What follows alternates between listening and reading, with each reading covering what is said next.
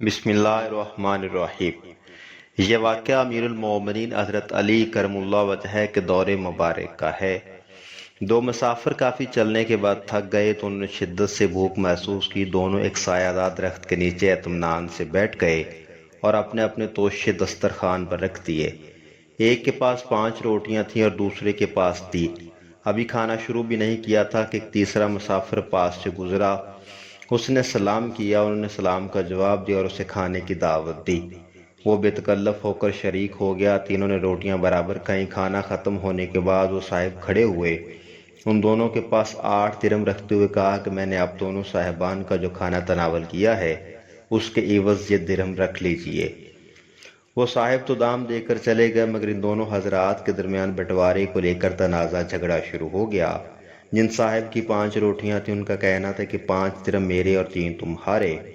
انہوں نے یہ فیصلہ شاید اس لیے کیا گیا، وہ سمجھ رہے تھے کہ رقم دینے والوں نے 8 درہم اس لیے دیے ہیں کہ ہر روٹی کے عوض 1 درہم دیا جائے، اس لیے 5 روٹی کے مالک اپنے حق میں 5 درہم رکھنا چاہتے تو دوسرے صاحب کو 3 روٹی کے عوض 3 درہم دینا چاہتے تھے، مگر دوسرے صاحب 3 درہم لینے کے لیے تیار نہیں تھے۔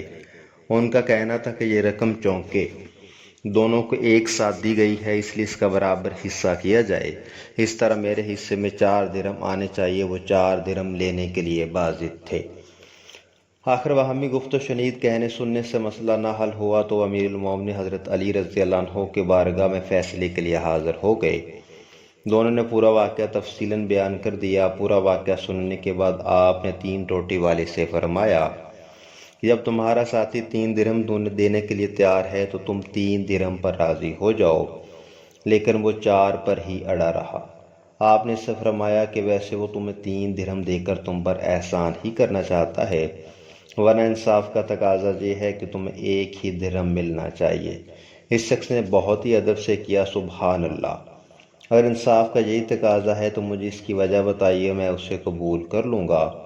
حضرت علی رضی اللہ عنہ نے اسے سمجھاتے ہوئے فرمایا کہ روٹیاں 8 تھیں اور کھانے والے 3۔ ظاہر ہے کہ 3 پر 8 برابر تقسیم نہیں ہو سکتی، اس لیے مانا یہ جائے گا کہ سب نے برابر روٹیاں کھائی ہیں، تو سب کو مساوی کرنے کے لیے روٹیوں کے حصہ یا ٹکڑے مانے جائیں گے۔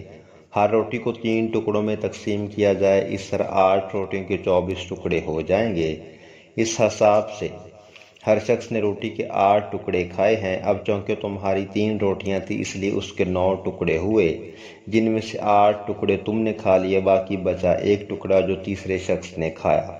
تمہارے ساتھی کے پاس 5 روٹیاں تھیں، اس نے 15 ٹکڑے ہوئے، جن میں سے 8 ٹکڑے اس نے کھائے، باقی بچے 7 ٹکڑے جو تیسرے صاحب نے کھائے۔